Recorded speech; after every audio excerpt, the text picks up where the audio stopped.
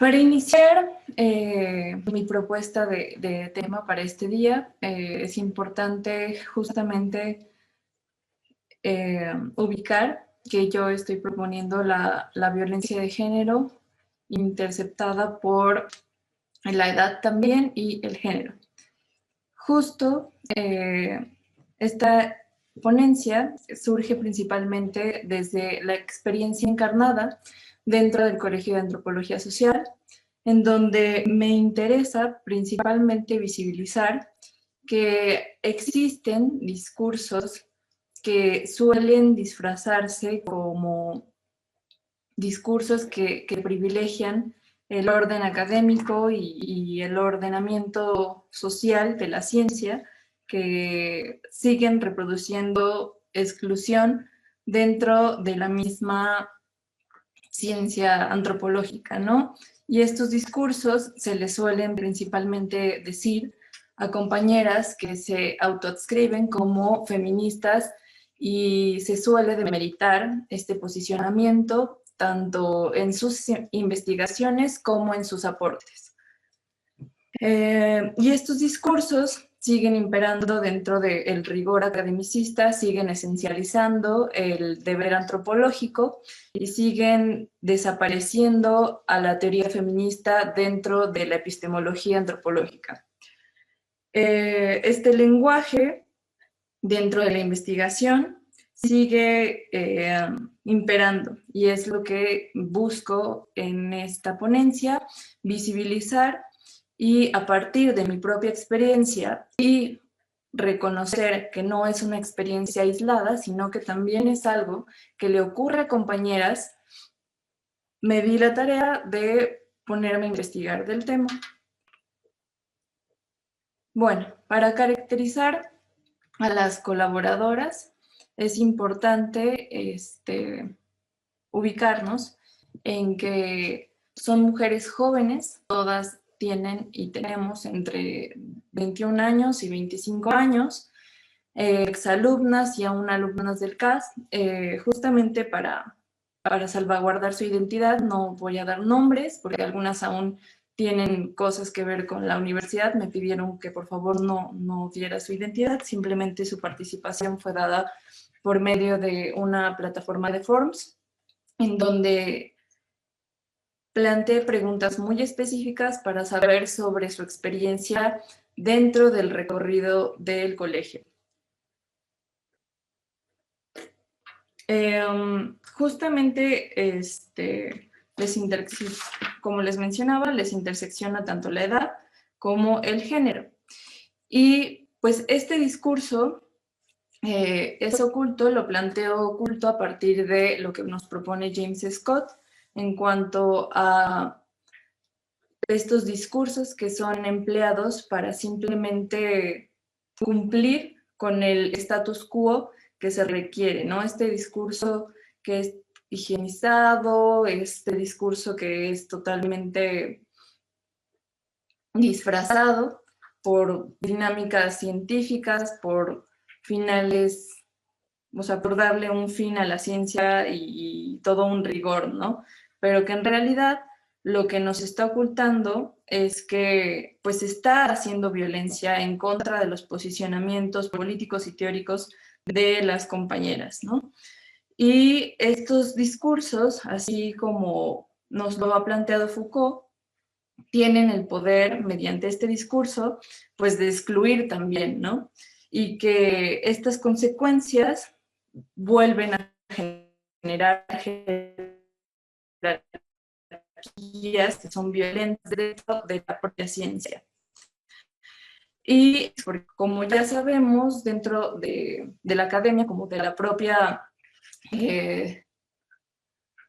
educación media superior, el ingreso de las mujeres a espacios académicos ha sido toda una lucha que ha sido histórica, y estos discursos que son disfrazados de aportes científicos y aportes objetivos que demeritan los posicionamientos, pues son violentos, ¿no? Y transgreden. En cuanto a estas dinámicas, también se pueden ver directamente dentro del trabajo de campo. Las perspectivas femeninas han sido totalmente invisibilizadas y se han pasado por alto. Más adelante podemos hablar justo de una ciencia androcéntrica. Y este concepto pues es retomado más adelante de Aurelia Martín. Justamente a partir de esto, de que mi propia experiencia fue este discurso en el cual se me decían, voy a contextualizar un poco para dar la idea de lo que estoy intentando también plantear. En un evento que se realiza dentro de las inmediaciones del colegio, estábamos hablando sobre acoso, ¿no? El acoso, estábamos planteando una mesa de discusión en donde un académico plantea de que no se trata de una guerra de géneros ni de hacer activismo. Eso no es antropología, no queremos regresar a los 70s, simplemente se demerita la postura y el posicionamiento que tuve, ¿no? Y a lo que yo me empecé a cuestionar, ¿no? Entonces, ¿qué es lo que le importa a la antropología, ¿no? ¿Qué es lo que va realmente a reparar la antropología? Y mucho se le ha criticado a esta ciencia justo de la poca incidencia que tiene en los resultados como en los sujetos a los que suele estudiar y en su propia desvinculación dentro del campo con las perspectivas femeninas, ¿no? Y asimismo lo hace dentro de la academia, ¿no? Con las compañeras universitarias que están en el proceso de construcción de su carrera, ¿no? Finalmente, Aurelia Martín ya había hecho un análisis en 2006 y sigue vigente su propuesta, en donde ella nos decía justo que la antropología es una ciencia que aún sigue reproduciendo androcentrismo y que pues, estos planteamientos siguen presentes en los procesos de formación, de enseñanza y académicos. Y justo Aurelia nos dice que el androcentrismo en la antropología se halla íntimamente ligado al sexismo lingüístico, que es otra forma de representación simbólica que oculta de forma muestra parcialmente la realidad, ¿no?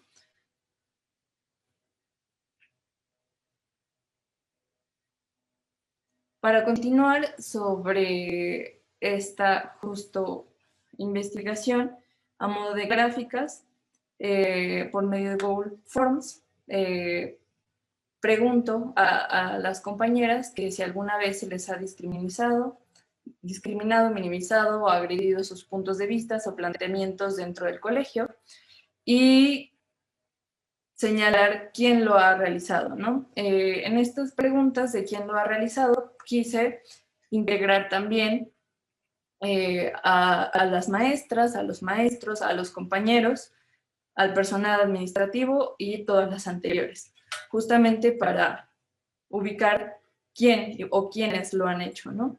Y como pueden ver, principalmente se señala a maestros varones, en donde en otra pregunta también señalan que desde sus perspectivas aún la antropología sigue siendo muy androcéntrica y se sigue privilegiando principalmente posiciones arcaicas en donde los maestros varones que llevan muchos más años dentro de la academia siguen siendo privilegiados y siguen siendo los que invisibilizan la teoría feminista, ¿no?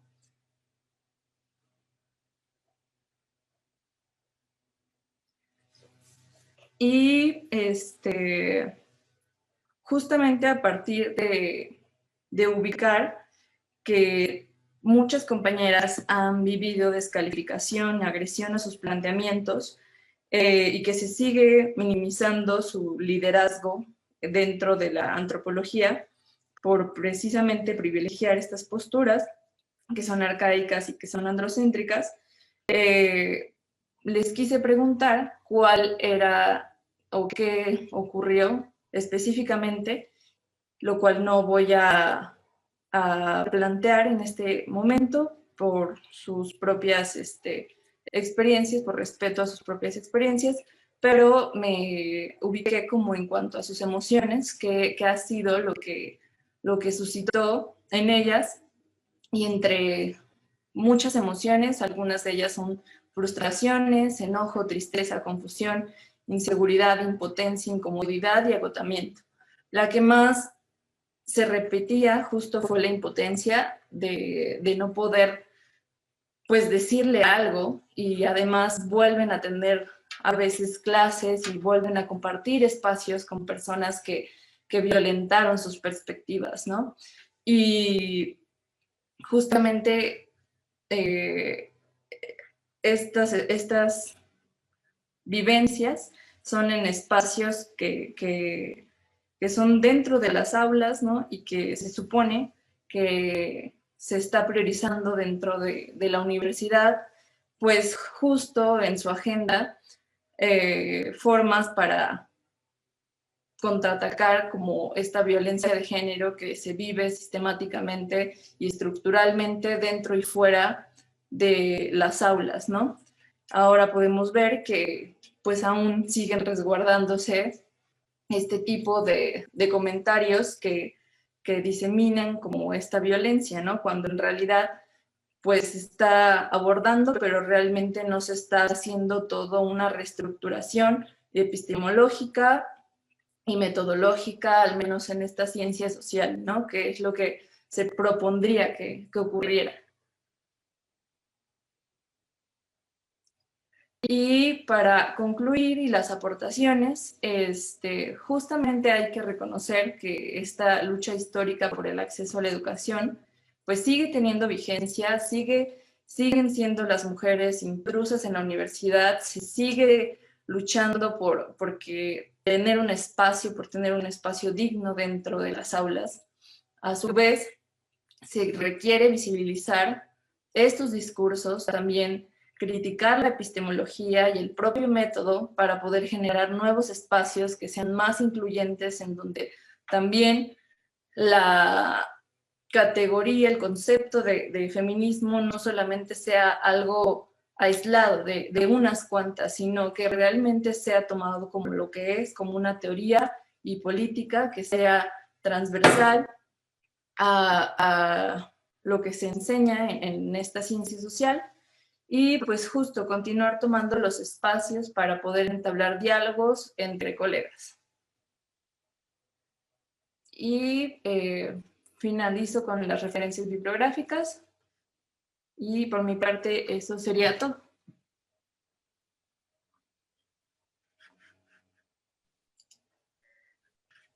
Gracias, Luz, por tus reflexiones sobre esta violencia de género instaurada dentro de la academia, dentro de las formas de hacer ciencia, y sobre todo desde las vivencias de las estudiantes, ¿no?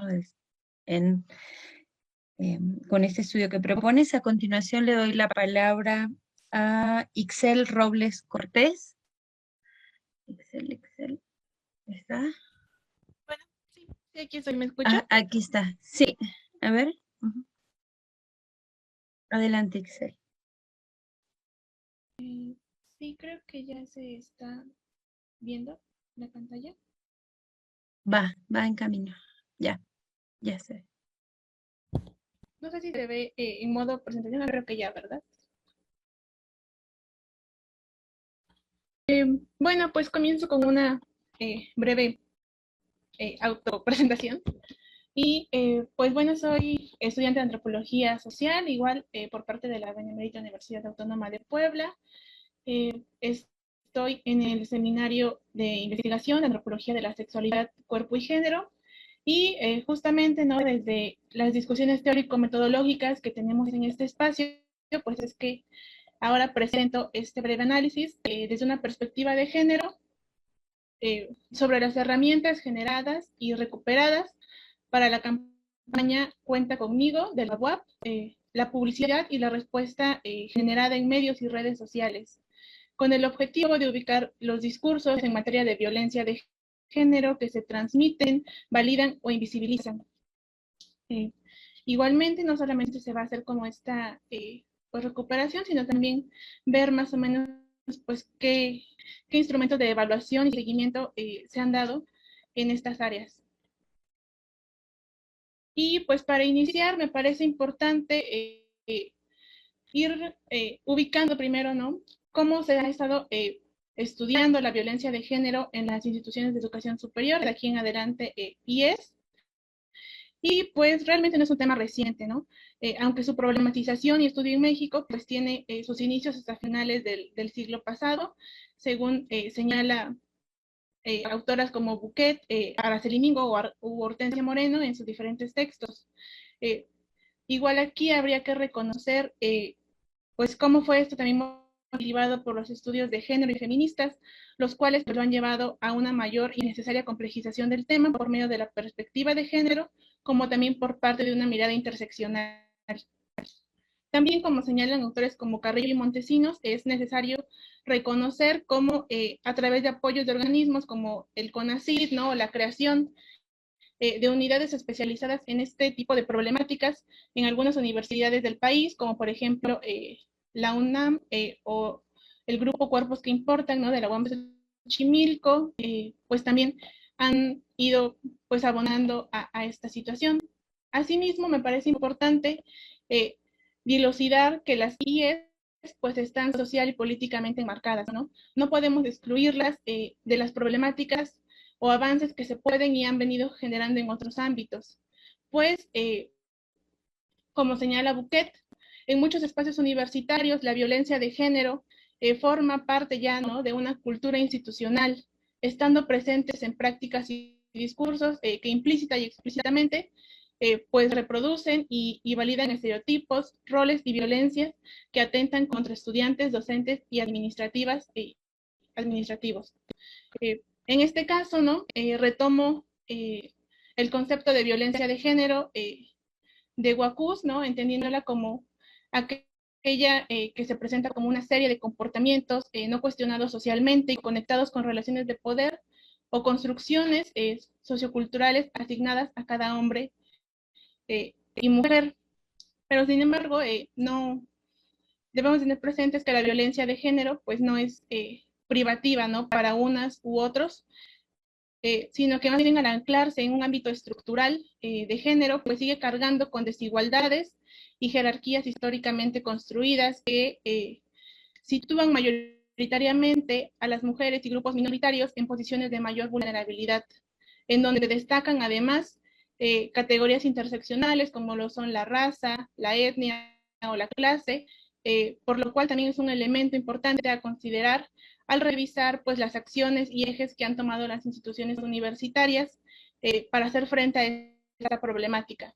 En este sentido, pues voy a hacer un breve acercamiento a algunas de las principales campañas que se han generado en la UAP,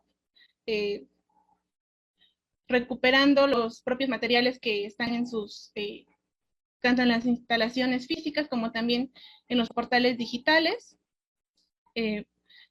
También recupero las opiniones emitidas desde diversos medios enfocados a la manera en que se abordaron esas problemáticas, las estrategias que se han emprendido y las áreas que quedan a reforzar o revisar, como la participación pues, de ciertos especialistas o pues la revaloración de ciertas herramientas que han retomado. Entonces, pues considerando ¿no? la larga data que tienen esas cuestiones, me parece que es necesario sobrepasar la pregunta de si hay hoy en día pues violencia en las universidades, porque creo que es un sí, sin duda, y pasar más bien a qué es lo que se está haciendo, ¿no? Para identificarla, cómo se está abordando y cuáles están siendo los resultados.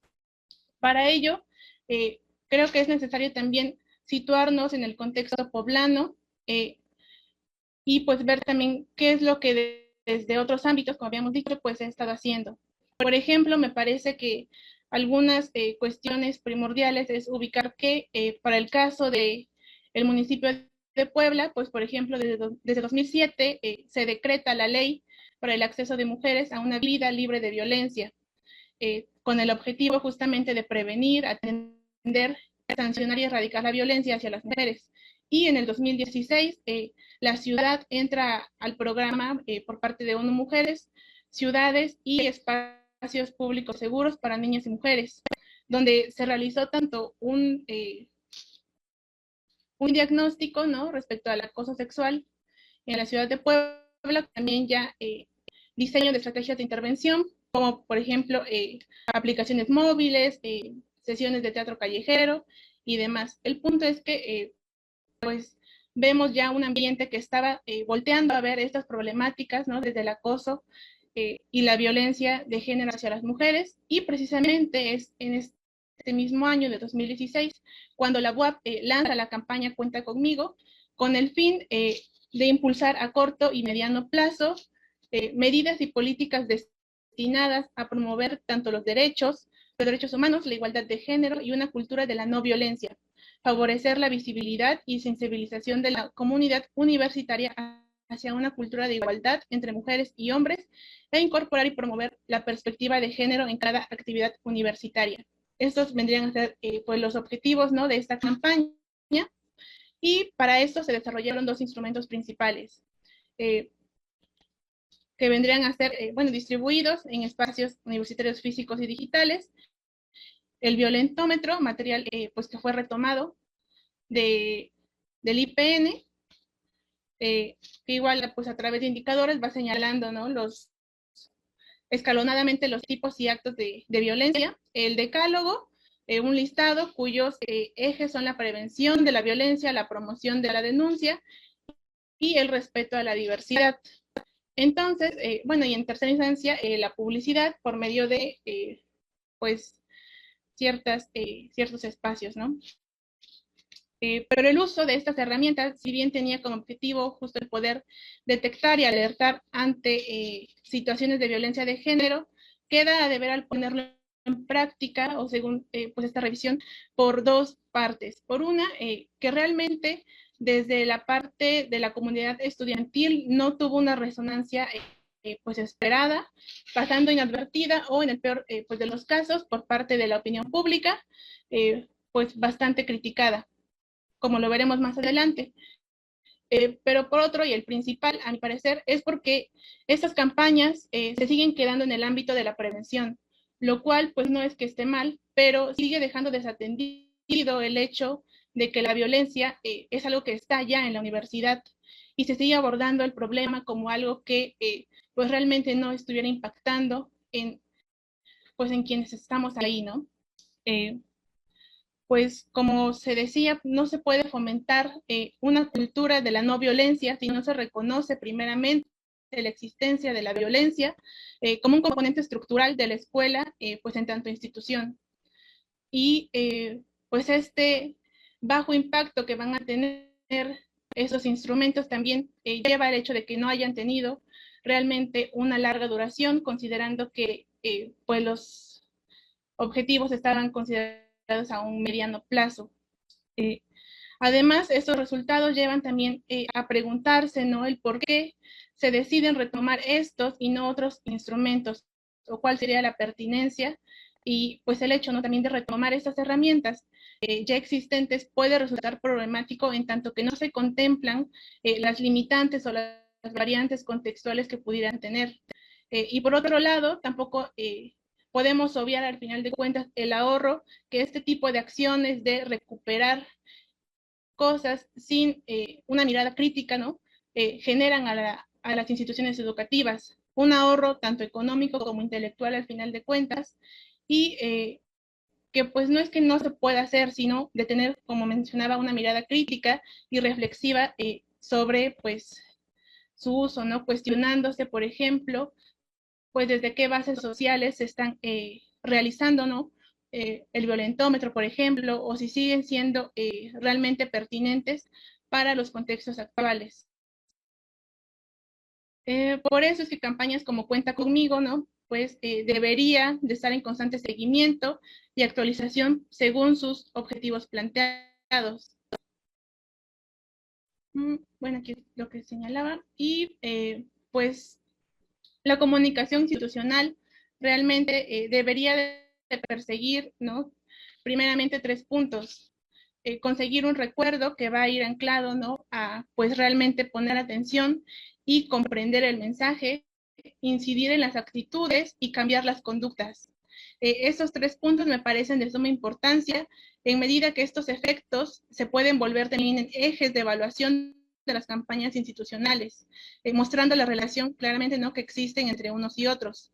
De esta manera, pues para conseguir dichos efectos es necesario en un primer momento que el mensaje sea claro. Y creo que es el principal, o uno de los principales factores en contra de las campañas que les estoy señalando.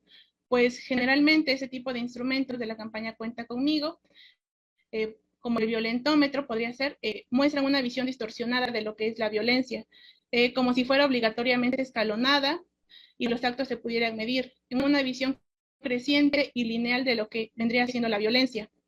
De igual manera, esta visión lineal afecta, ¿no?, pensando en que unos pueden llegar a ser más importantes que otros, lo cual pues recae en una desestimación de ciertos niveles, y que generalmente, ¿no?, son los que se han visto como mucho más pues presentes. Por ejemplo, en la investigación de Boix y Freire, realizada en el Complejo Regional Sur de la Universidad de la UAP, el 93% de las acciones reportadas por las personas entrevistadas pues se ubican en este nivel inicial de la violencia.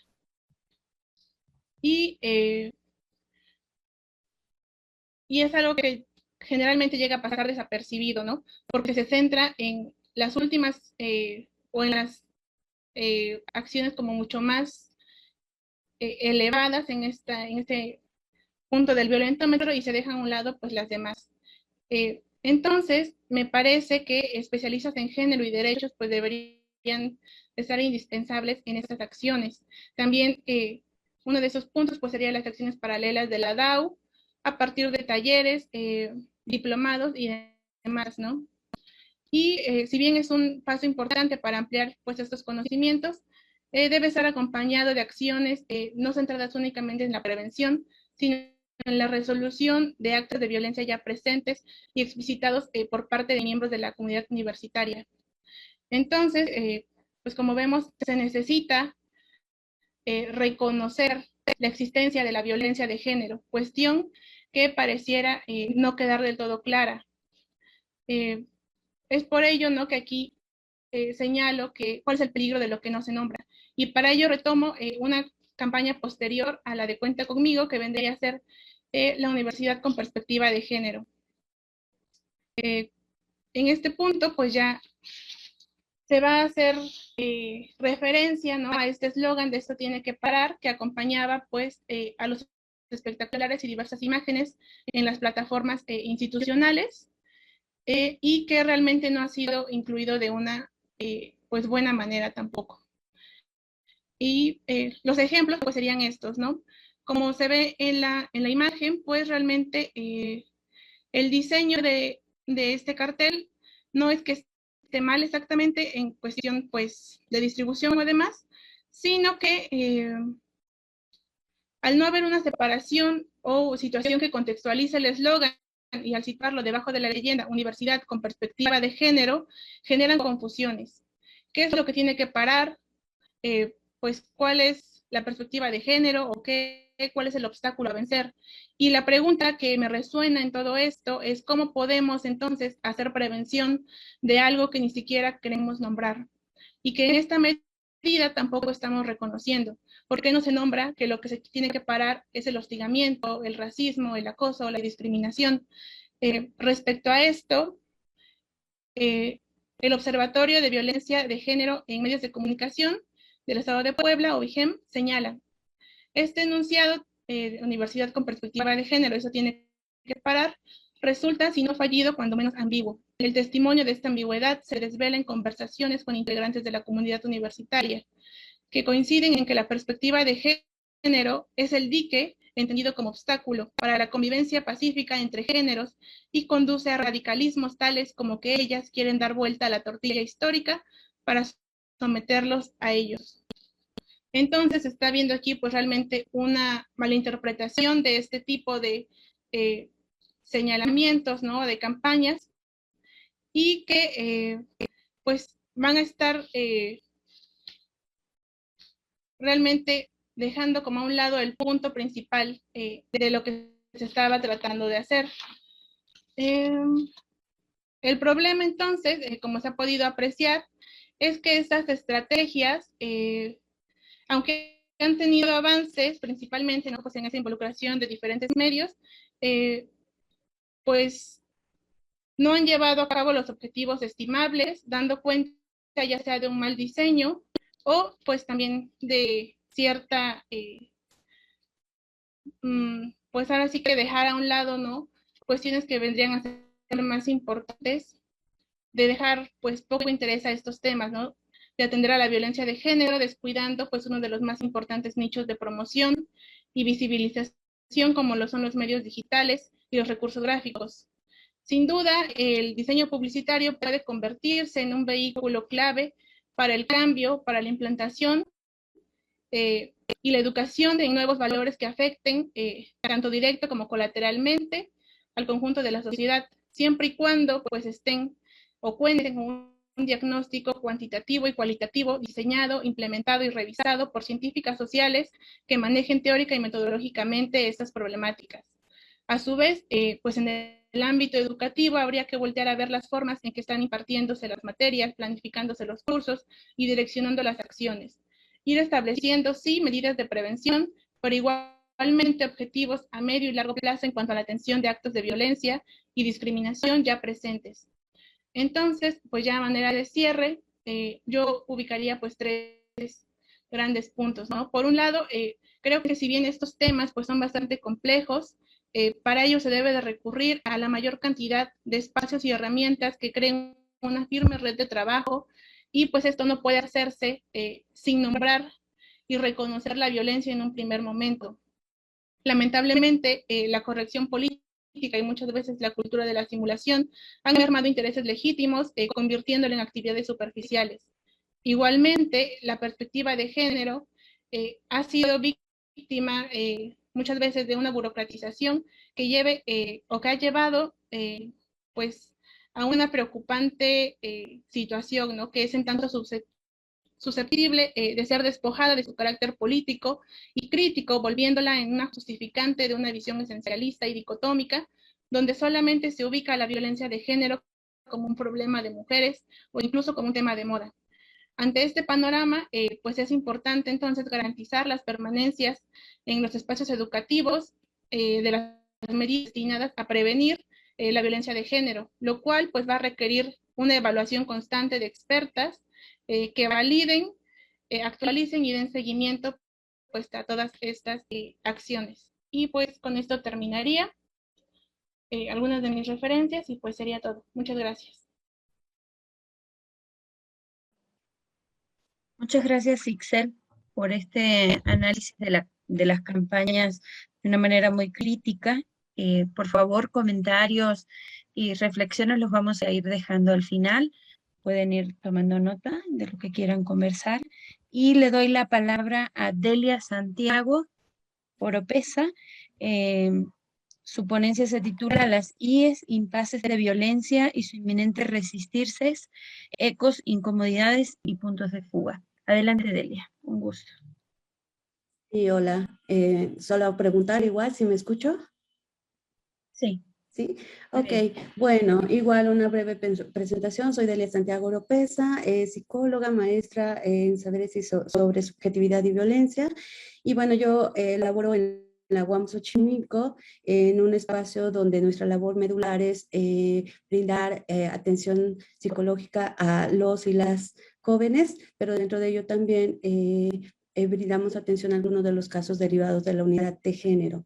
Y bueno, lo que yo intento compartir esta mañana con ustedes es una reflexión en torno a justo los andares que han tenido los movimientos feministas, digamos, dentro del territorio de las universidades, los alcances y cómo las instituciones han tenido que responder ante ello, pero justo instituyendo algo de esto a partir de una cultura de simulación, como bien lo mencionaba la compañera que me antecedía, y a partir de ello un poco lo que planteo es la cuestión justo de recobrar los feminismos, lo femenino y el cuerpo como un territorio político para seguir construyendo ciertas transformaciones.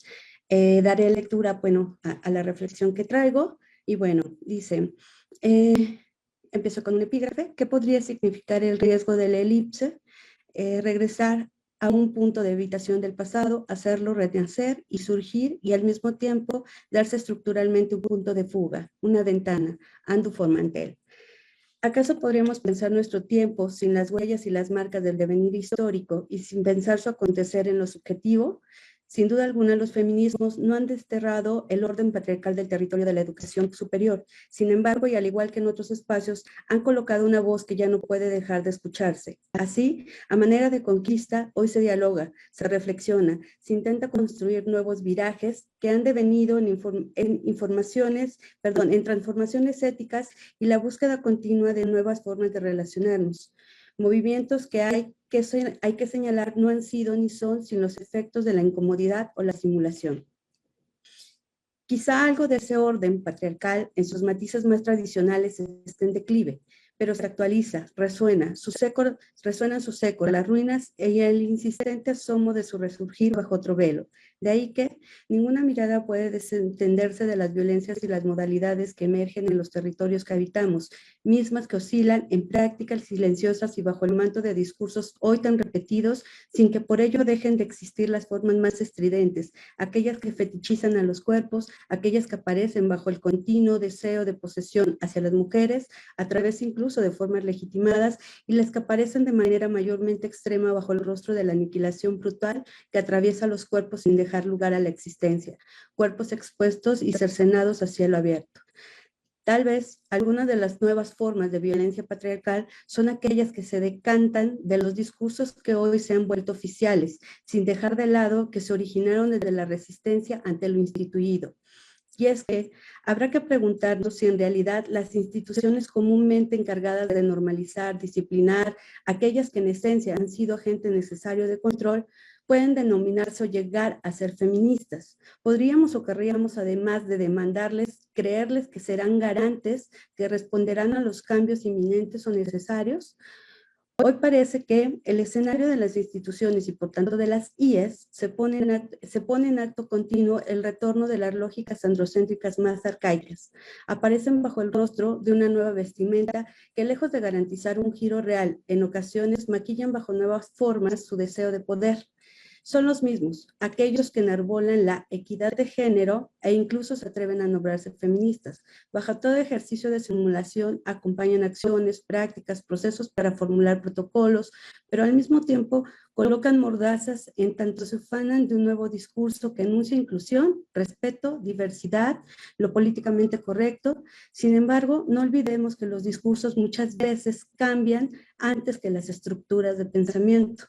Hay un decir, pero no movimientos subjetivos que generen correlación en los actos y posturas, aspecto que algunas veces han llevado al riesgo de intercambiar bajo ese ropaje de simulacro una especie de promesa de garantía de protección por parte de quienes fungen como autoridades de las IES, pero en realidad se filtra a manera de susurro su deseo de posesión de poder. No obstante, ese ruido casi difuso, tenue, esa anudación sonora resuena con intensidad, haciendo caer a veces los velos, dejando al descubierto, por tanto, las verdades ocultas.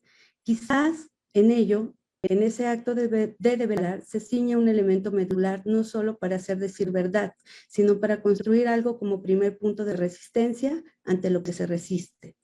El efecto político de lo anterior se disemina por el territorio universitario. La UAM Xochimilco no es ajena a tal realidad.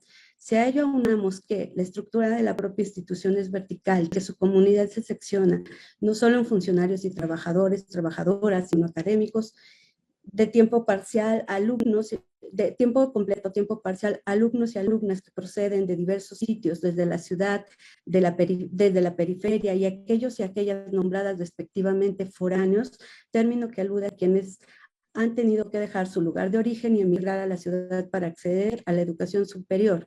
Además, podríamos sumar categorías de edad, diversidad sexual, económicas, entre otras.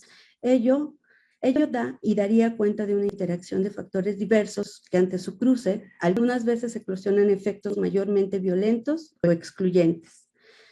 Sin embargo, y a la par, se despliega cada vez y con mayor fuerza la organización de colectivas, las acciones emergentes, la construcción de bordes al exceso de poder, y sí, son en su mayoría mujeres que en dirección contraria a la idea del lugar natural que se había designado, hoy se manifiestan, escriben, actúan, volviendo todo espacio un lugar de decir y llevando al cuerpo mismo como un territorio ideológico. Citando a Constanza Michelson, si las mujeres deben poner sobre la mesa la cuestión del cuerpo en la protesta, es porque ese es el primer lugar donde deben adquirir soberanía.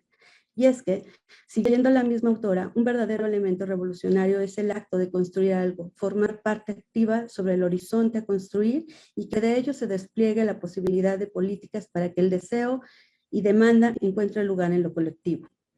La apuesta entonces es, y podría ser hacia lo femenino y al feminizar, ese campo de continua batalla. Lo femenino ha representado también lo abyecto a lo largo de la historia, entendiendo por lo abyecto lo radicalmente excluido, definido por Kristeva como aquello que se opone al yo, aquello que es colocado en lo amenazante, lo que genera repulsión, se arroja afuera quedando en el lugar de lo exógeno, lo expulsado, pero al mismo tiempo seduce, atrae, perturba, descoloca insistentemente de todo sistema de orden. En otras palabras, esta anomia, lo que se esconde, se reprueba, se invisibiliza, se sesga, se borra o se tacha. Cito, hay en la abyección una de esas violentas y oscuras rebeliones del ser contra aquello que lo amenaza y que le parece venir de una afuera o de un adentro exorbitante, arrojando al lado de lo posible y de lo tolerable de lo pensable. Allí está muy cerca, pero inasible. Eso solicita, inquieta, fascina el deseo que sin embargo no se deja seducir.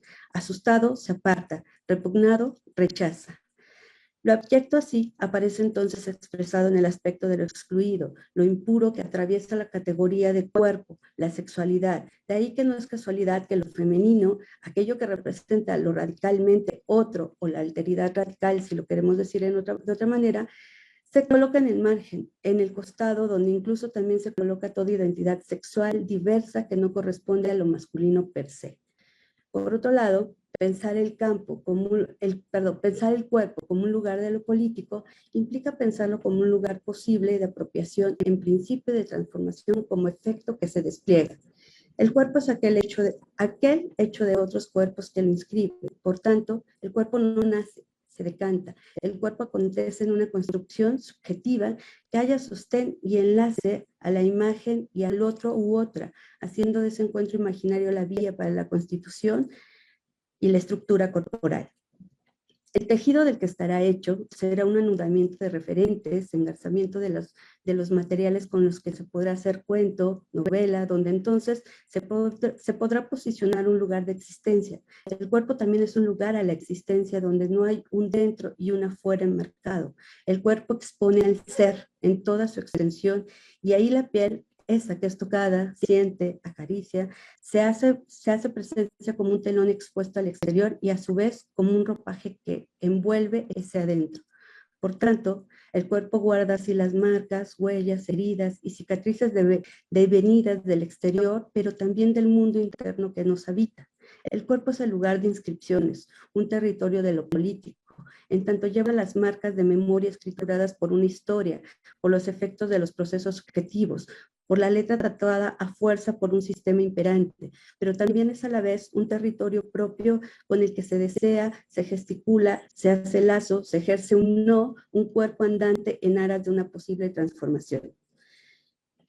Cito, sin ser reduccionistas, cabe también preguntar de qué hablamos cuando se plantea un posible feminizar. El seducir ha sido no solo mirado de forma empobrecida, sino estigmatizante. No obstante, apunta a la libertad, a una posibilidad de erotizar, es decir, inocular vida con la palabra, con la sensibilidad, dejar producir puntos de fuga, jirones de nuevos pensamientos, interrogantes, respuestas y sus posibles ramificaciones. De ahí el gran miedo y el temor que se le tiene. Se teme al deseo desarmado de los guiones de siempre. La seducción, que tiene la misma potencia que la música, viola al oído, transgrede al cuerpo e impone los ritmos cardíacos. La seducción dirige al deseo. No hay que equivocarse porque no se trata solo de una estrategia sexual, sino que se trata de una estrategia de desplazamiento. Seducere, ducere, que es, digamos, de dónde viene, viene del latín, seducir, que significa llevar aparte, desviar su vía. No para nada ha sido siempre considerada la estrategia del mal. Para la religión es la cola del diablo, para las sociedades liberales es la ansiedad a la cual hay que ponerle mordaza con guiones, educación y reglas. Lo femenino, a diferencia de lo más radical y rígidamente tatuado como lo masculino, no busca en esencia un imponerse, un tener que mostrar. Por el contrario, se descoloca de todo fundamento. Por ello juega con el artificio, con los movimientos a manera de jirones que van empujando a una verdad o a develar esa verdad. La ponen en juego y por ello lo diverso, las personas trans, no binarias, bi, homo y en sí, los cuerpos sujetos, disidentes, al igual que las mujeres, resultan algo de eso amenazador. Se trata quizá no de pensarlo como el reverso necesario de lo masculino, sino como una dimensión otra, refiriéndome a lo femenino, no como el reverso de lo masculino, sino como una dimensión otra, capaz incluso de pensar que algo de lo masculino patriarcal atraviesa todos los cuerpos y entonces habrá que desterrarle. Visibilizar las violencias, repensar los modos de generar y hacer lazos, sus complejidades, tensiones y devenires, sigue implicando una postura subversiva. Implica decir ahí donde hay silencio, llevar la palabra disruptiva ahí donde se insiste en repetir. Implica jugar estratégicamente a fin de generar una ventana, puntos de fuga continuos que den pauta a sesgar toda intención de simular. Implica tomar los espacios, coadyuvar en la transformación de los y las integrantes de la comunidad sin dejar de lado que lo emancipador por ningún motivo puede atropellar la singularidad. No podemos instaurar una nueva moralidad sobre un deber ser sin caminar al lado de aquel o aquella que hasta ahora elige o piensa diferente. La potencia de lo subversivo, a través de la performatividad, a decir de Judith Butler, implica actuaciones en forma políticamente consecuentes, como hacer de la vida cotidiana en el ámbito universitario una vida más vivible, digna de ser vivida, cómo habitar nuestros espacios reconociendo a los, les, otros como sujetos dignos, reconocibles con lugar y derecho a ser. Develar verdades, irrumpir, arriesgar aquello que abre un espacio hacia lo desconocido, desviar de los pasos marcados hasta ahora por el patriarcado que se enquistan incluso mediante el engaño, debilitar sus ecos y sus resistencias para generar senderos hacia un horizonte, arriesgar, no poner en riesgo, sino arriesgar entonces como una forma de resistencia ante la vida sofocada, poder agujerear lo instituido incluso a la luz de esa norma, escribir, hacer otra historia posible. Y con ello cierro. Gracias. Muchísimas gracias, Delia, por tus reflexiones y le doy la palabra a Angélica López con la ponencia Acoso sexual callejero en el Centro de Ciudad Juárez 2019-2020, una aproximación desde la teoría política feminista. Bienvenida, Angélica, adelante. Hola, buenas tardes, días a todas, todos. Hago una autopresentación. Soy licenciada en educación y maestra en estudios interdisciplinarios de género por la Universidad Autónoma de Ciudad Juárez. Actualmente soy encargada del área de investigación en el Instituto Municipal de las Mujeres y también me dedico a la formación de docentes en servicio en 2 escuelas de formadoras aquí en Ciudad Juárez, en el Centro Chihuahuense de Estudios de Posgrado y en el Centro de Investigación de Docencia. Un poco de lo que les voy a presentar, voy a empezar a compartir la pantalla, es una reflexión que surge, una reflexión alternativa. Díganme si se ve la pantalla, por favor. ¿Sí, verdad? Ya se ve bien. Está en modo de... Ya. Listo, sí. Un poco de lo que les voy a presentar, más que presentarles los resultados de esta investigación, dado el contexto de este encuentro que tiene que ver con acoso y hostigamiento en instituciones de educación superior, es contarles un poco la experiencia que tuvimos desde el Instituto Municipal de las Mujeres, con la incidencia y la toma de decisiones a través de las etapas de esta investigación. Esta investigación, como bien lo dice el nombre, es una aproximación desde la teoría política feminista, tiene un enfoque interseccional y pues es una buena práctica que les puedo presentar de cómo fuimos tomando decisiones y haciendo incidencia política a través de las etapas de esta investigación. Entonces no me voy a regresar, no voy a presentarles los resultados tal cual, sin embargo les voy a ir contando un poco de la experiencia y algunos resultados que nos ayudaron a tomar decisiones basadas en datos.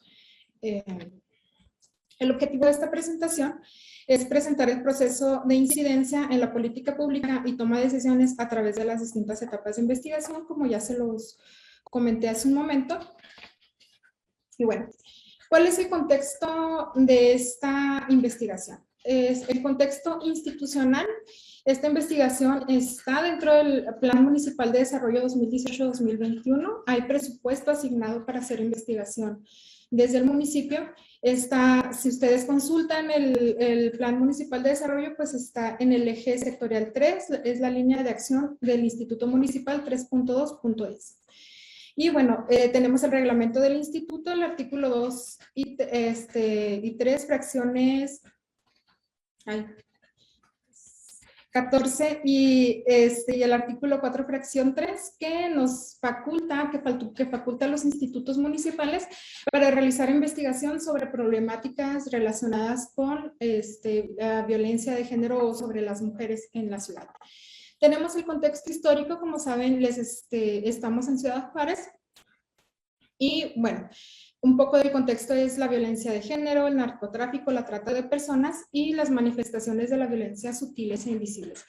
En general, el país y el mundo saben que Ciudad Juárez es el epicentro del feminicidio.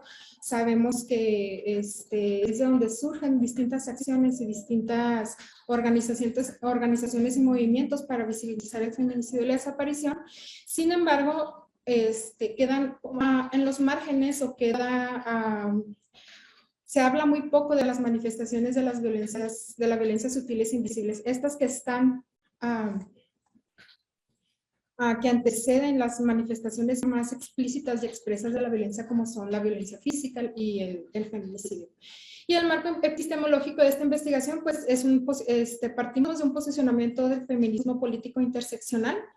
Desde ahí la investigación se construye desde esta perspectiva y bueno, fue un diseño mixto de corte descriptivo. Esto significa que tenemos datos tanto cuantitativos como cualitativos que nos aportan al entendimiento de esta problemática.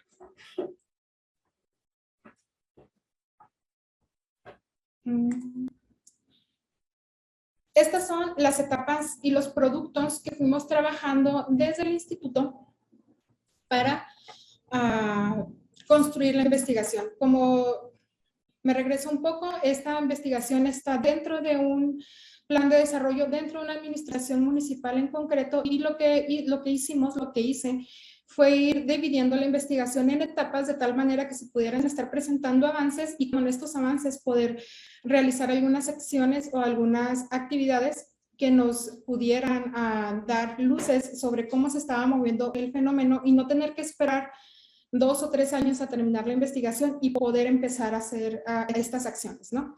Entonces, esta investigación empieza en enero del 2019 y termina en febrero del 2021. La primera etapa fue la investigación documental, como lo pueden ver aquí, que fue en la primera parte, enero-junio. Esta investigación documental, como sabemos, incluye los antecedentes, la justificación, la problematización, y aquí se incluyó un análisis del marco normativo al respecto del acoso sexual callejero, ¿sí? Luego tenemos, de este producto surgen algunos hallazgos y surge alguna incidencia algunas acciones de incidencia que les voy a ir presentando, que les presentaré más adelante. Entre abril y septiembre hicimos el diseño del instrumento de campo y el producto o el aprendizaje de esa etapa fue la atención a grupos diferenciados. Como les explicaré más adelante, retomamos un cuestionario que ya estaba hecho por el Observatorio del Acoso contra el Acoso Callejero de Chile. Hicimos adecuaciones al instrumento, lo piloteamos y en el pilotaje encontramos cosas interesantes que ya les contaré más adelante. Entre abril del 2019 y marzo del 2020 se construyó el diagnóstico de acoso callejero, acoso sexual callejero y el producto, o con lo que logramos con una campaña contra el acoso callejero, tomando en cuenta los datos que surgieron de este diagnóstico. Cabe mencionar que aplicamos el cuestionario y también hicimos algunos grupos focales que también ya les voy a platicar más adelante cuál fue la dinámica o cómo fue que tomamos las decisiones para hacer estos grupos focales. Finalmente, en diciembre del 2020 y a enero del 2021 fue el análisis de contenido y la definición de categorías. El producto o la acción que se tomó a partir de esto fue una estrategia que se llama comerciante amigo, comerciante amiga, que también tiene que ver o retoma algunos de los hallazgos, un hallazgo muy concreto de la investigación para poder empezar a crear estrategias que garanticen la libertad de tránsito y la seguridad de las niñas y las mujeres en el centro. Y finalmente, el informe técnico de investigación termina en febrero del 2021 con hallazgos, conclusiones y recomendaciones, y quedan algunas recomendaciones abiertas y listas para lo que venga. Haciendo un paréntesis, pues estamos en cambio de gobierno y bueno, ahí va a quedar como algunas recomendaciones y conclusiones para que la siguiente administración las pueda retomar. ¿Qué es lo destacable del marco normativo? Pues este es el marco normativo, en esta primera parte, se destaca que es el primer marco normativo que se hace al respecto del tema en el municipio, en este ámbito, en el ámbito de gobierno, pero también en el ámbito académico. Esto significa que el marco normativo esta es la primera vez que se hace una revisión de este tipo y se revisaron todos los documentos que enmarcan la obligación del municipio para garantizar y salvaguardar la libertad de tránsito y el acceso igualitario al espacio público de niñas y mujeres. ¿Qué encontramos o qué fue el hallazgo de este marco normativo? Encontramos que no existía armonización entre el bando de policía de gobierno y los lineamientos internacionales, nacionales y estatales con respecto a garantizar el libre tránsito y el acceso a una vida libre de violencia para niñas y mujeres. El bando de policía de gobierno, que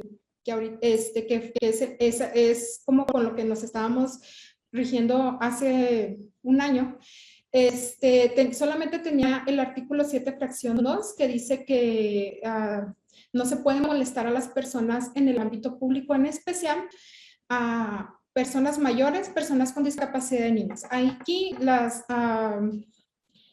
mujeres no estaban nombradas y pues queda a criterio del oficial o del juez de barandilla decidir si un acto o una acción considerada acoso sexual, uno de los 11 comportamientos considerados acoso sexual callejero, se sancionaba. Entonces ahí quedaba un vacío, ahí faltaba como un anclaje que primero nombrara a las niñas y a las mujeres, sí, y que también se nombraran los comportamientos considerados acoso para que pudiera haber una sanción y no quedara a criterio ni del primer respondiente, que es el policía, ni del juez de barandilla.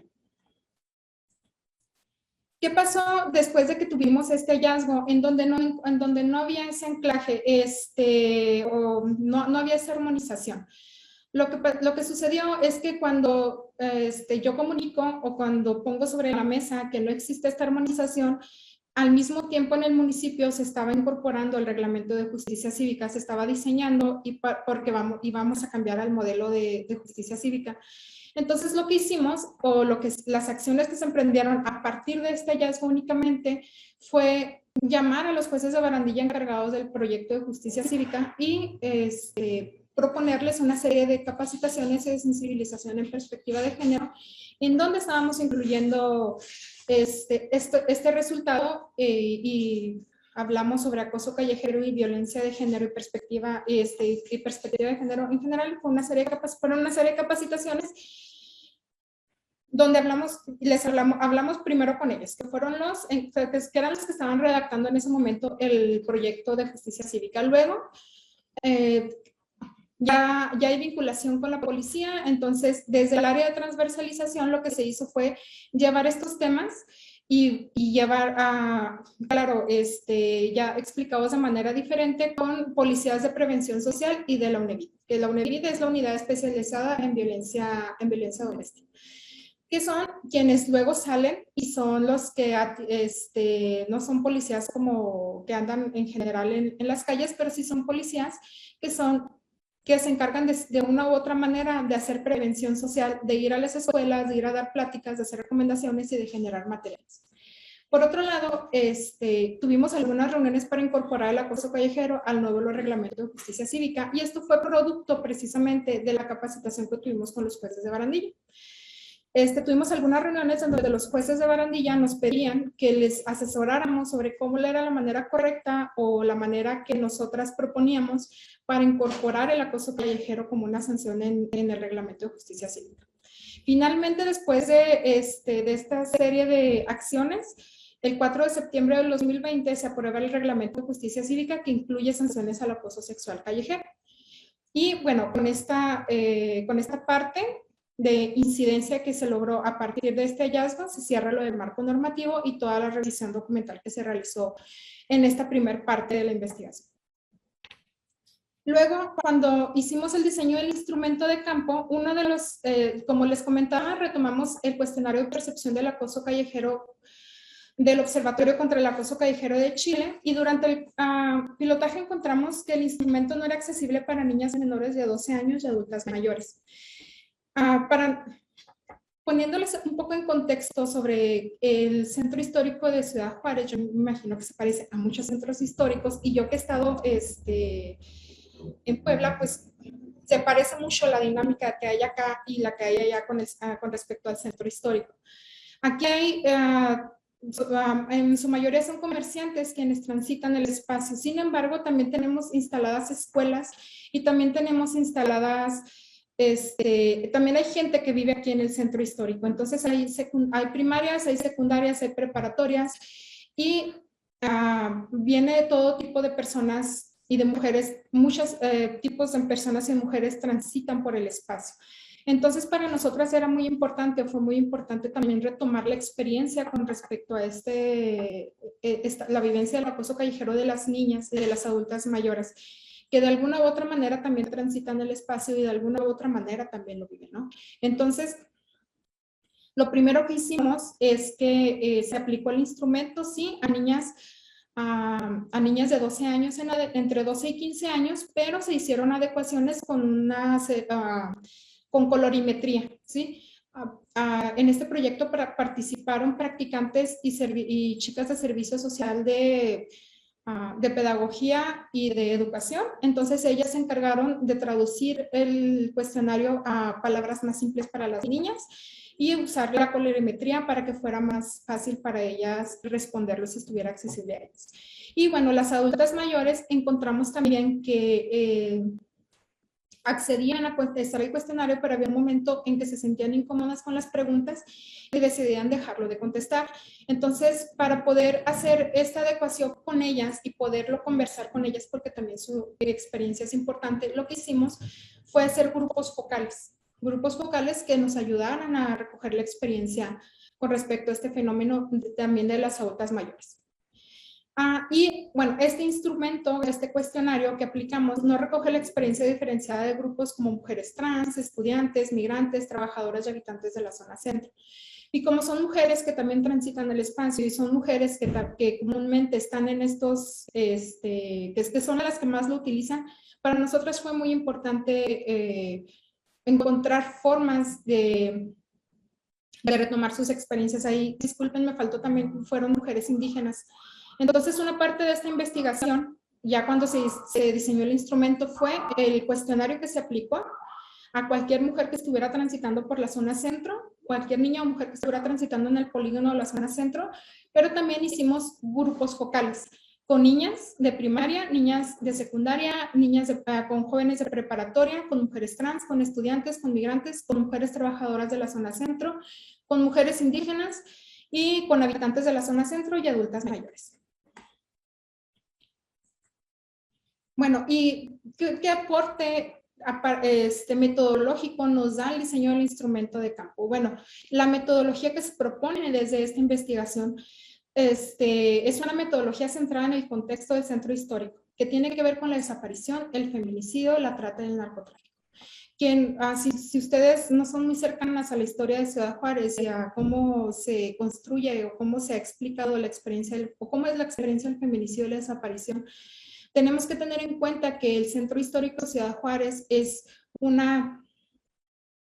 lugar emblemático, icónico para las niñas y las mujeres que vivimos aquí, porque en los años 90 hasta el 2011, 2012, el último lugar en donde se vio a una mujer que se encuentra todavía desaparecida o que luego se encontró asesinada fue el centro histórico Ciudad Juárez. Entonces, dentro de este contexto es importante tener en cuenta que la metodología tenía que estar centrada precisamente en la experiencia y en esta historia del centro histórico Ciudad Juárez. Este instrumento de campo responde a la necesidad de poner al centro la experiencia de niñas y mujeres para contribuir a versiones de la realidad cada vez menos hegemónicas. Entonces, la fuente principal de información para esta investigación fueron las niñas y las mujeres que transitan la zona centro. Y tomando en cuenta estas experiencias diferenciadas que nos llevan a vivir el cuerpo, a vivir el espacio, o a tener experiencias en el espacio de manera distinta, a pesar de que todas seamos mujeres. Y bueno, finalmente, otro aporte es que, y retomando un poco lo que ya lo que presentaba la compañera que me antecedió, pues es reconocer esta parte, ¿no? Que niñas y mujeres viven y encarnan en el cuerpo distintas realidades que deben comprenderse en simultaneidad. Entonces, la perspectiva interseccional es muy importante para comprender el espacio, para comprender la vivencia de la violencia de manera diferenciada y poder proponer políticas públicas que nos alcancen a todas. Y otra parte de esta investigación fue el diagnóstico de acoso sexual callejero. Les digo que esta es una investigación muy amplia. Ahorita les voy a dejar aquí el link por si quieren consultarla en línea. Quieren consultar el informe. Y bueno, algunos de los datos más relevantes que se tomaron para la campaña que realizamos aquí en Ciudad Juárez fue que el 96% de niñas y mujeres reconocen el acoso sexual callejero. Esto significa que la campaña que tuviéramos que proponer no era para sensibilizar ni para informar qué es el acoso callejero, porque el 96% de las niñas y las mujeres ya lo reconocen como acoso sexual callejero y como violencia. 97% de las veces los acosadores fueron hombres, fueron un hombre o un grupo de hombres. Esto significa que la campaña no debía centrarse en decirles a las niñas y a las mujeres cómo cuidarse, sino centrarnos en las personas que están acosando. ¿Y quiénes son los acosadores? Pues son los hombres. Y esto no lo dijo no lo dio el diagnóstico, ¿no? Esta información no la da el diagnóstico. Y bueno, el 90% de las niñas y las mujeres rechaza cualquiera de las 11 manifestaciones consideradas acoso. También esto es muy importante, porque también parte de generar esta sensibilización, esta conciencia de que las mujeres no debemos de ser acosadas mientras transitamos por la calle, tiene que ver con que todavía está el mito de que los piropos son un halago para nosotras. Entonces, ver los piropos o algunas de las otras manifestaciones consideradas acoso son un halago o son cosas que nosotras necesitamos para sentirnos bien, más guapas, etc. Ya estoy en un grupo en donde yo creo que ya conocen muy bien todos estos mitos alrededor del acoso callejero. Y bueno, el 70% de las chicas que transitan por la zona centro tiene afectaciones en su vida cotidiana, cambio de rutas, vestimenta, gastos, incluso deciden dejar o no dejar, de estudiar o de trabajar cuando el acoso callejero es recurrente o cuando la experiencia les generó fue muy desagradable. Otro hallazgo es que 6 de cada 10 mujeres que transitaron por la zona centro refieren a haber sido tocadas sin su consentimiento en el espacio público. La mitad de ellas fueron en sus partes íntimas. Tomando en cuenta estos datos, es que se decidió hacer una campaña centrada, dirigida a los hombres y dándoles la responsabilidad que ellos tienen sobre el acto del acoso, ¿sí? Ya una de las decisiones que tomamos cuando estuvimos pensando en la campaña fue, ya basta de decirles a las mujeres cómo cuidarse del acoso, ¿sí? Todas tenemos derecho al espacio, todas tenemos la libertad de transitar libremente, sin miedo. Y entonces ahora es tiempo de darles a los hombres la responsabilidad que ellos necesitan o que ellos tienen sobre esto, ¿sí? Y bueno, la campaña Rechazar el acoso callejero también es sana distancia. Es una campaña que está dirigida a los hombres y que se realizó en...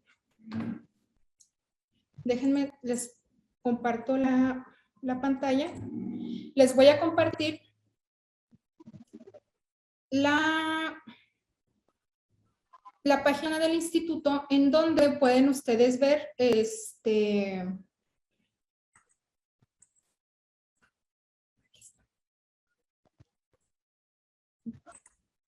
donde ustedes pueden ver todas las estrategias de la campaña.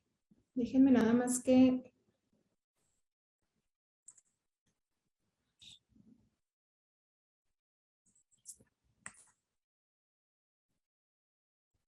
Sí, bueno, ahorita yo les comparto en el chat este link para que ustedes puedan acceder a ver los materiales, las intervenciones, etcétera. Pero aquí así, la campaña se une la hicimos el año pasado cuando estábamos en cuarentena por COVID, entonces retoma un poquito el mensaje de la sana distancia, de la Jornada Nacional de Sana Distancia, y la campaña se llama Rechazar el acoso callejero, también de sana distancia. Aquí en la página ustedes van a poder encontrar los spots que se hicieron, que son estos dos. Aquí en esta parte van a encontrar el informe técnico de esta investigación de la que les estoy hablando, un comunicado que se realizó y, bueno, algunas infografías, algunos spots de radio que también tuvimos, la estrategia y las intervenciones que se hicieron en el espacio público, en redes sociales, en el transporte público. Y bueno, como las acciones que estuvimos haciendo en general de la intervención en el espacio público en la zona centro, con algunos mensajes que estuvimos ahí dejando en el espacio. Es importante, por ejemplo, que ustedes sepan que estas intervenciones que ustedes ven aquí en el suelo, en las paredes, se hicieron precisamente en los espacios en donde las chicas refieren haber vivido de alta incidencia de acoso callejero, ¿sí? Entonces, ahí donde ellas nos dijeron, aquí es donde más nos han acosado, aquí es donde nos siguieron, aquí es donde nos dijeron, piropos, aquí es donde me tocaron, sin mi consentimiento, aquí fue exactamente donde fuimos y dejamos, los mensajes. Entonces, aquí tienen así como fotografías, hicimos algunos cubrebocas, geles, y distintos materiales que se unen a la Jornada Nacional de Sana Distancia y retoman el mensaje, lo combinamos con el mensaje de rechazo al acoso callejero. ¿Sí? Luego, déjenme continuar con la presentación. Después de haber hecho esta campaña, tiene una segunda parte en donde personajes públicos de distintas instituciones se unen a esta campaña como embajadores y embajadoras contra el acoso y también transmiten el mensaje. Entonces también ahí en la página pueden encontrar a nuestros embajadores y embajadoras uniéndose a esta campaña. Bueno, del análisis de contenido y la definición de categorías, encontramos uno de los hallazgos que hubo, ya que esto surge de los grupos focales, es que una de las medidas de prevención que utilizan para transitar en la zona centro, las mujeres y las niñas que transitan en específico el centro de Ciudad Juárez, son dos tipos de medidas de prevención. ¿Sí? Tenemos las medidas generales que tienen que ver con el cambio de rutas, transitar acompañadas, no transitar de noche, a cambiar las vestimentas, etcétera, que son las generales que nos da el cuestionario que se aplicó, pero de los grupos focales surge estas dos medidas de prevención que son muy características de las mujeres que transitan la zona centro, que son medidas comunitarias y medidas personales. Las medidas comunitarias mayormente las tienen mujeres mayores, estudiantes, trabajadoras y habitantes de la zona centro. Y tiene que ver con el cuidado de las otras y la creación de redes comunitarias. El cuidado de las otras se refiere sobre todo a las mujeres adultas mayores, que dicen que ellas siempre que están bien, que ven a una mujer, a una niña en una situación incómoda en la zona centro, se acercan o las acompañan y se hacen pasar por su tía, su mamá o su abuelita para poderlas quitar de esa situación incómoda y poder hacer que ellas se salvaguarden, ¿sí? Y en general, este cuidado de las otras tiene que ver con estrategias de las mismas estudiantes o habitantes de la zona centro que generan redes entre ellas mismas para acompañar sus trayectos y sentirse más seguras y poderse cuidar. Y las redes comunitarias tienen que ver con actores clave que estas mujeres ubican en la zona centro para generar esta conocimiento de las personas, no sé cómo decirles. Se identifican al checador del transporte público, identifican a la señora que vende dulces, identifican al señor que trabaja en la Michoacana, lo identifican por su nombre, lo saludan y ya van creando esa red de gente que van conociendo en sus trayectos en la zona centro, para poder llegar a su transporte público, a su casa de manera más segura. Y ellas saben o tienen la seguridad que mientras estén esas personas ahí y esas personas las identifican a ellas y ellas a las personas, el trayecto va a ser más seguro para ellas, ¿sí? Y bueno, están las medidas de prevención personales que tienen que ver con cargar objetos de defensa o defenderse, así como ellas me dijeron, yo me defiendo a como dé lugar, ¿no? Con el cuerpo, gritando, empujando, etc. Bueno, ¿qué se tomó de este hallazgo en concreto que tiene que ver con las medidas comunitarias, que son las que refieren en su mayoría a mujeres mayores, estudiantes, trabajadoras, etcétera? Hay otra área del instituto que es de prevención, que es el corredor seguro para las mujeres, y bueno, desde el corredor seguro para las mujeres hay una intervención completa en el centro histórico con diferentes actores que están instalados permanentemente. Entonces se hizo la estrategia de comerciante amigo. Ya sabíamos, ellas nos dijeron que ellas necesitan identificar a personas concretas en el espacio que les generan percepción de seguridad, como son los comerciantes o como son personas que siempre están ahí, para que su trayecto sea más seguro, para sentir sus trayectos más seguros. Entonces, lo que se hizo desde el corredor seguro para las mujeres fue ir y hablar con los comerciantes que quisieran sumarse a esta causa, y se les dieron cursos y se les dieron pláticas de sensibilización para que tuvieran herramientas de seguridad y primeros auxilios para comerciantes de la zona centro. Esto significa que cuando una niña o una mujer que transita por el espacio público se puede acercar a estos espacios, y en estos espacios van a saber cómo auxiliarles o cómo ayudarles en caso de que estén viviendo algún tipo de acoso callejero, las hayan asaltado o hayan vivido algún otro tipo de evento, y ellas, el primer lugar al que entran es a un negocio. Entonces, a partir de este hallazgo se genera esta estrategia.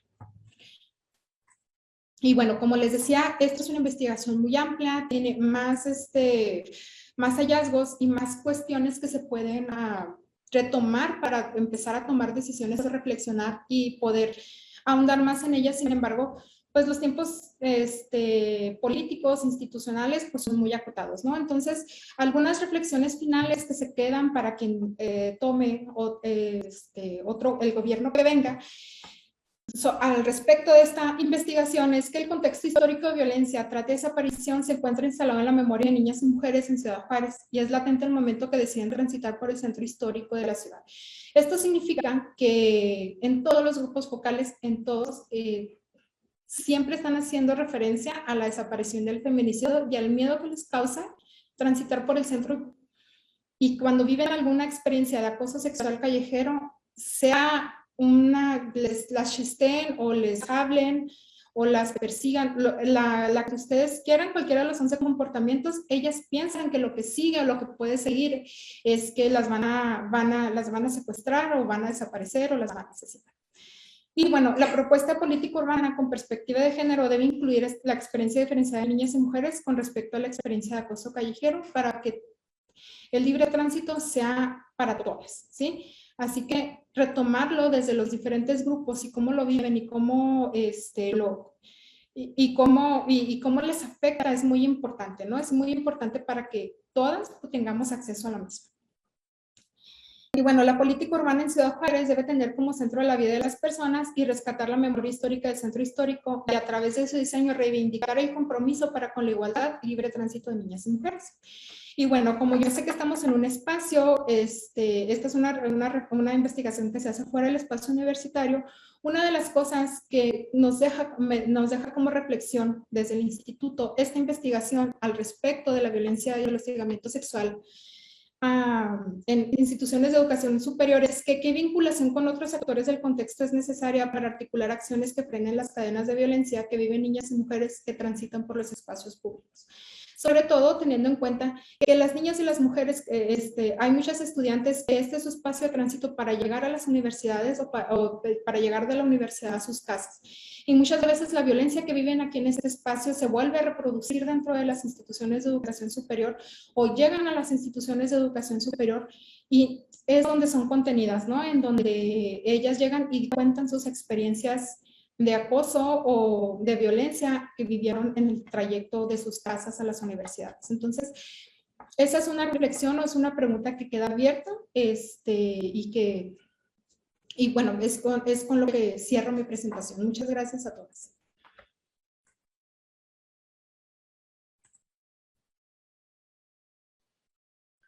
Muchas gracias, Angélica. Entonces, abrimos un espacio de comentarios y reflexiones a las ponentes.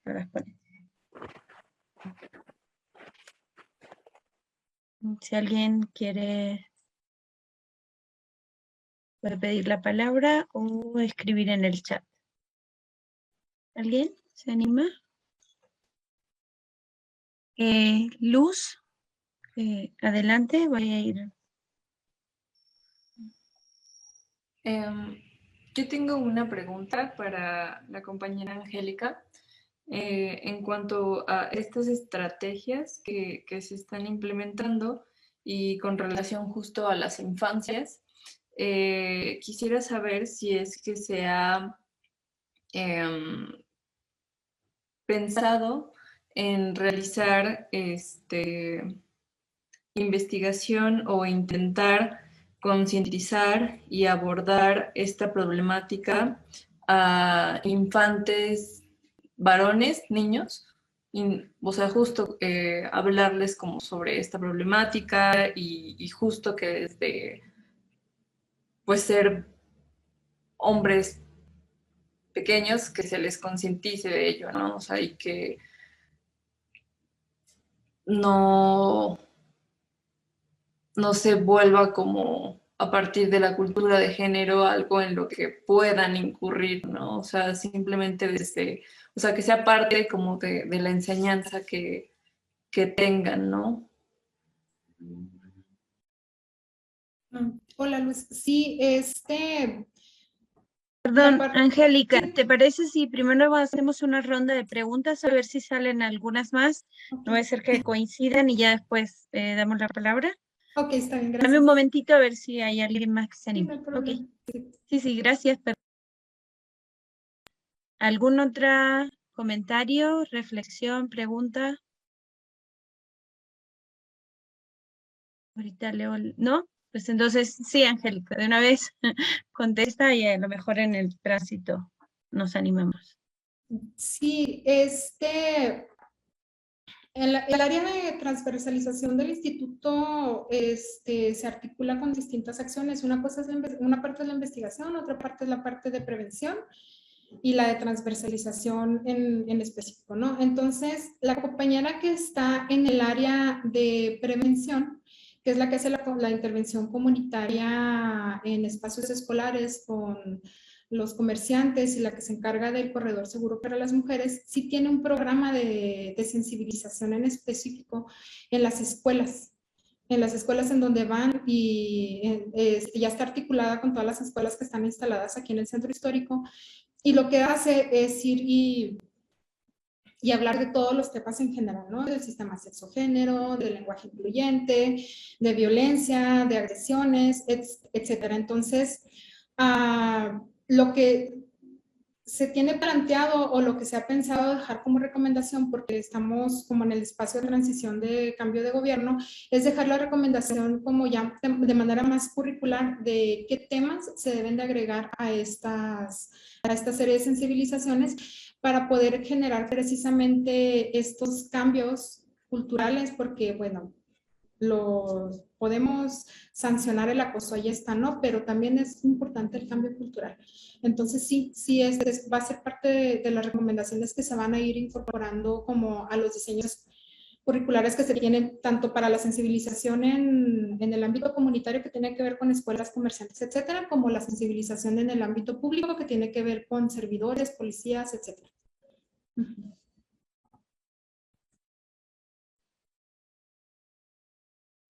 ¿Alguien más quiere tomar la palabra? ¿No?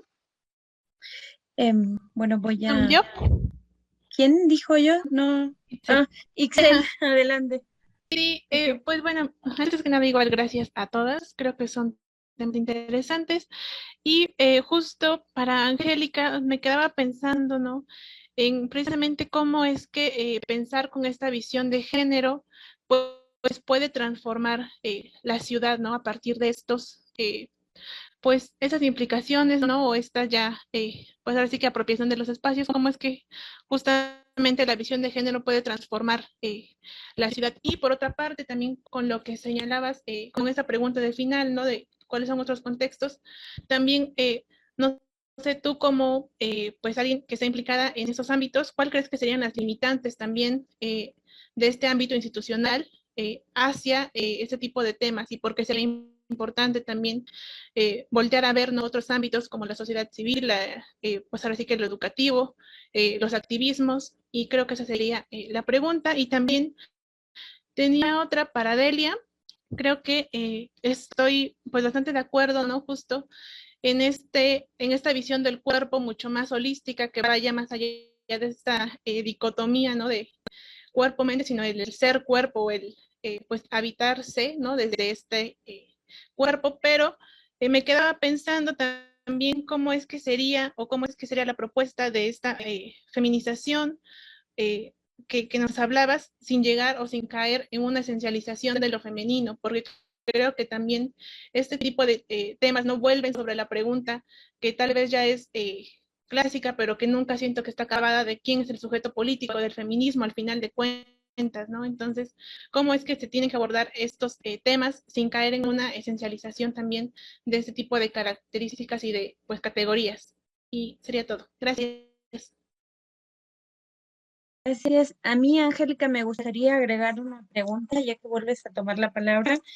Con relación a las intervenciones, ¿hubo participación de la comunidad, de grupos, de colectiva, o es solo una acción desde el instituto?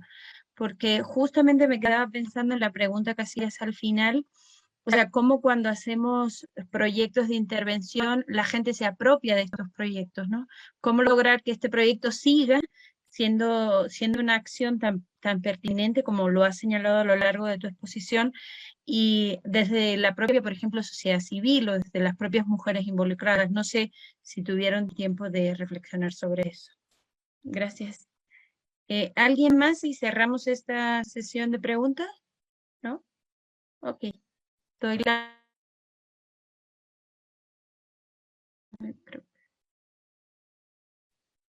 Adelante, Angélica, y luego Delia. Ok. Voy a intentar a ver si Itzel comprendí correctamente la pregunta. Yo creo que las limitantes, o sea, pienso en todas las limitantes y yo creo que muchas y que tienen que ver como con la pregunta de Joymi también, es que al ser una institución pública tenemos ya hay ciertas limitantes con ciertos grupos y actores. No significa que estamos en contra o enemistadas con las colectivas feministas o con las organizaciones de la sociedad civil. Trabajamos mucho en conjunto con organizaciones de la sociedad civil. precisamente porque son quienes van a sostener el proyecto a pesar de los cambios de gobierno, ¿no? Quienes van a sostener como las estrategias y quienes van a seguir como insistiendo en que deben de permanecer.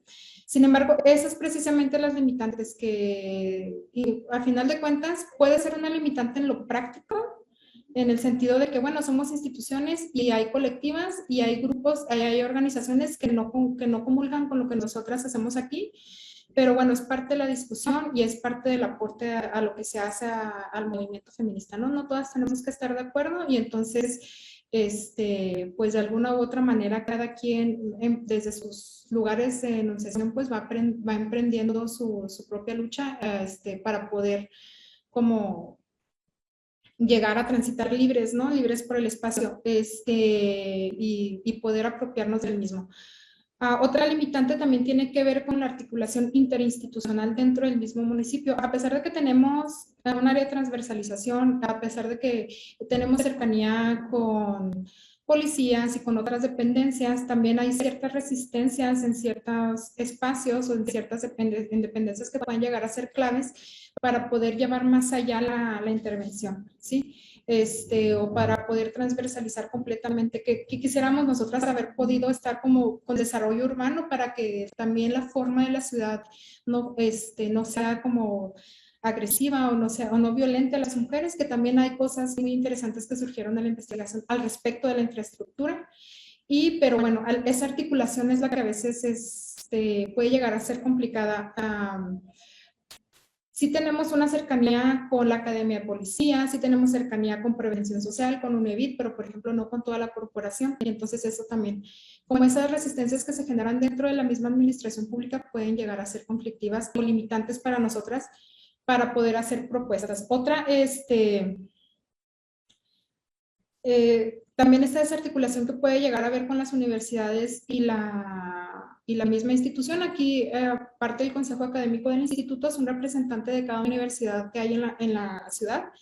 Y eso nos ayuda un poco como también a ensamblar ciertas cosas que de pronto no se pueden llegar a ensamblar. Entonces, ahí falta como saber con quién llegar, para emprender ciertas acciones. Por ejemplo, esto, ¿no? De que pasan por aquí. Yo cuando fui maestra en la universidad, en la UACJ, me tocó contener a varias chicas que precisamente se bajaban del transporte público y me contaban qué era lo que les pasaba. Entonces no podían estar en la clase, no estaban a gusto, no estaban cómodas porque les tenían experiencias de acoso muy fuertes. Entonces, lo primero es pues contenerlas, pero la universidad no tiene o sea, yo como maestra, que estoy cercana a ellas, pues intentaba hacerlo, y muchas maestras más, ¿no? Dentro de la universidad, pero ¿qué ofrece la universidad para estos casos, por ejemplo, ¿no? Que también es importante. Y en la parte de la intervención, la hicimos totalmente desde el instituto, con las personas que trabajamos dentro del instituto, hicimos toda la intervención urbana en la ciudad.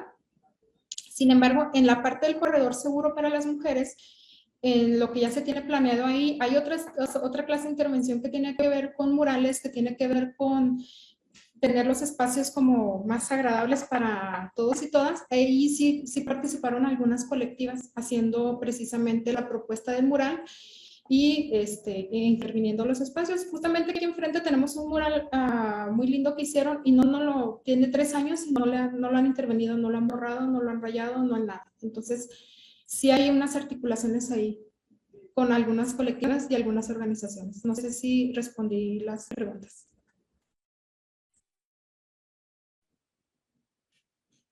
Bueno, ok. Igual trataré de responder a lo que comentas. Gracias también por el comentario.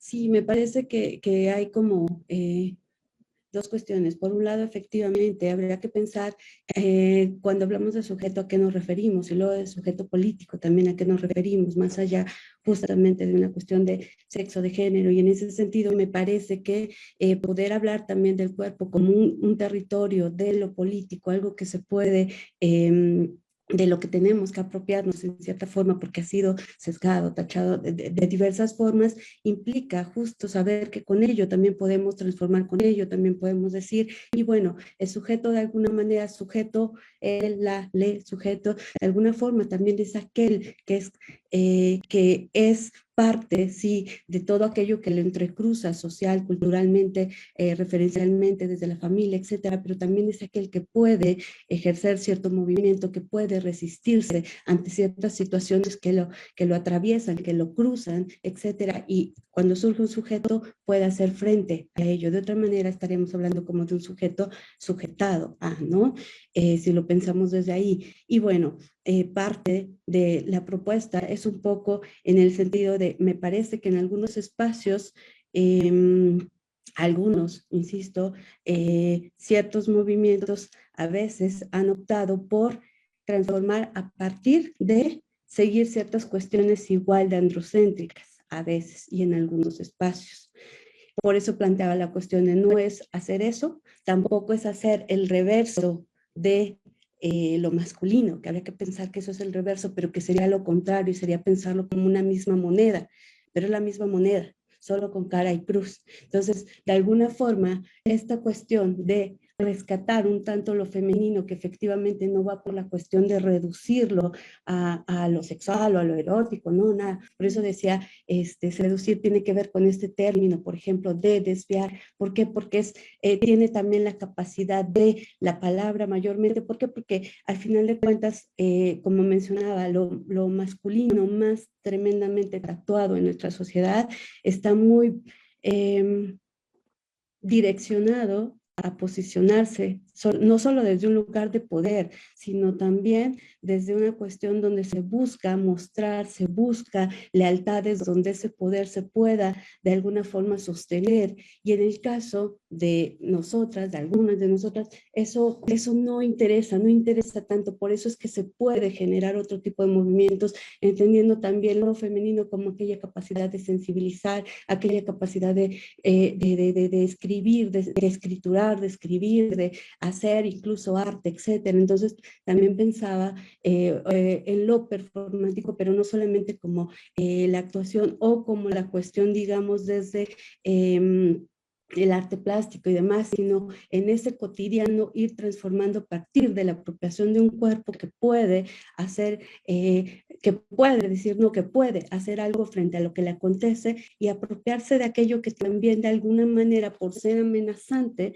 se nos ha arrebatado en ocasiones o incluso lo hemos estigmatizado y quizá podríamos recobrar para hacer una vía otra que no sea seguir el mismo rumbo marcado por el patriarcado, insisto, o solamente el reverso, que lo nombro como la otra cara de la moneda. Un poco por ahí. Gracias. Gracias, Angélica y Delia, gracias. ¿Algún otro comentario, reflexión? ¿No? Pues yo tenía uno para Luz. Si me pudieras comentar un poco cómo fue que se hizo la invitación a la participación, a responder al cuestionario, como esto, y si no hay desde la propio interior del CAS, ¿no? ¿Cómo es que le llaman? CAS, una organización desde las profesoras, o sea, ¿qué están proponiendo las profesoras ante esto? Si se está haciendo algo. Y para terminar, para Excel, quería preguntarte también si había con estas campañas, si pudiste, si fue tu interés, no sé, hacer un poco la recepción, o sea, ¿qué están diciendo las estudiantes de esto, de si lo usaban, si no lo usaban, más allá del análisis discursivo de la campaña o de su implementación, este análisis de recepción, ¿no? Sobre su uso, su apropiación, aparte de todo lo que ya señalaste, ¿no? Ok. ¿Alguien más quiere comentar algo, preguntar? ¿No? Pues entonces, adelante.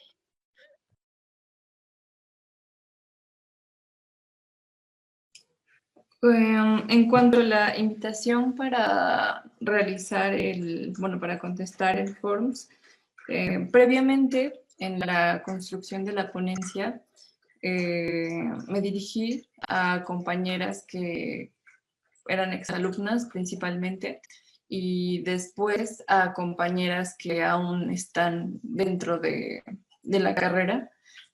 Fue por esta instancia que estamos viviendo ahora, todo fue virtual. les escribí por medio de redes sociales y justamente desglosé como mi interés en el tema y les planteé que si querían realizar este forums. Igual, principalmente busqué que ellas sintieran que están seguras y que justamente pues lo están, que toda esta información no va a violentarlas de ninguna manera, ni vulnerarlas de ninguna manera tampoco. Justo por eso busco que su identidad no sea revelada, pero que también a partir de esta experiencia que me han compartido, justo se está visibilizando que sí, que dentro de la antropología hay discursos que violentan los posicionamientos y las perspectivas de las compañeras que también se autodescriben como mujeres feministas y que siguen excluyendo. Y justo pues fue así como les pedí su apoyo. Y en cuanto a las profesoras, también es un tanto complicado, es un panorama complicado. Creo que dentro del colegio hay mucha jerarquización y poca incidencia políticas. Creo que son contadas las profesoras que pueden incidir en problemáticas y en posicionamientos políticos. Entonces, creo que justamente hay un desinterés, pero también hay una falta pues, de incidencia y de organización también, como dentro del colegio, ¿no? Porque al salir, o sea, tenemos un seminario dentro del colegio y de ahí en fuera no se discuten estos temas, ¿no? Entonces creo que justamente, a menos de que sean compañeras que sean militantes feministas de organizaciones y que sea por aparte, ¿no? De la academia.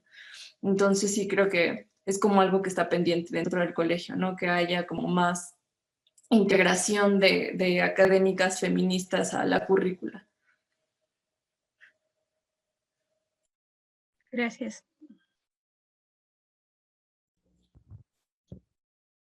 Sí, bueno, igual respondiendo a esa pregunta, pues creo que sí, a partir también como de este tipo de comentarios, ¿no? Que se hacía desde el estudiantado fue que pues yo llego como a esta reflexión o a esta conclusión de decir, bueno, esas campañas realmente no tuvieron efecto a partir de que pues desde la población se hacen los comentarios de que no, por una parte, o que ni siquiera se vio, o que hay un desinterés, o en el peor de los casos, para mí, pues es la malinterpretación de decir, de al preguntarle a los chicos, ¿no? Sobre ese cartel de perspectiva de género, esto tiene que parar, se entendía que lo que tenía que parar era la perspectiva de género, que la perspectiva de género es lo que vuelve a las compañeras, ¿no? Extremistas y demás. Entonces creo que pues serían como esos tres puntos los que yo señalaría desde el desinterés, desde la invisibilización, o en este punto que pues sería ya la malinterpretación de ese tipo de campañas, y que me parece a partir de ahí estaría la relevancia, ¿no? De hacer pues todo un trabajo de investigación previo, ¿no? Que realmente contemple a los actores y pues sujetos que estamos implicados en este tema. Creo que sería eso para ser bastante concreto. Gracias. Gracias, Ixel. Otro comentario, reflexión. No sé si ustedes, Luz, Angélica, Ixel y Delia, quisieran decir algo para finalizar muy rápido, como para cerrar la mesa. Algo que les haya quedado pendiente y que quieran poner en... No sé. ¿No? Angélica, por favor. Sí, pues nada más que nada agradecer el espacio a mis compañeras, muy interesante sus aportes, sus reflexiones y les dejé ahí en el chat como la liga para que puedan ver la campaña, la investigación y todo lo que, más a profundidad todo lo que hicimos. Y pues muchas gracias y felicidades a todas. Gracias, Angélica. ¿Algún otro comentario?